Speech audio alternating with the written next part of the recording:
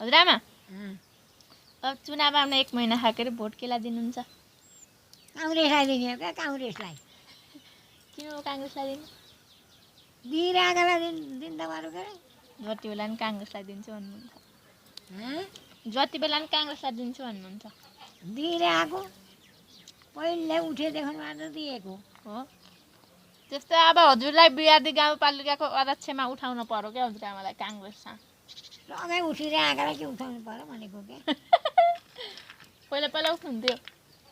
अन्त घामले दियो हाम्रा घर काल्छ सबैले त्यही काङ्ग्रेसलाई दिइरहेको मैले त दिन्न।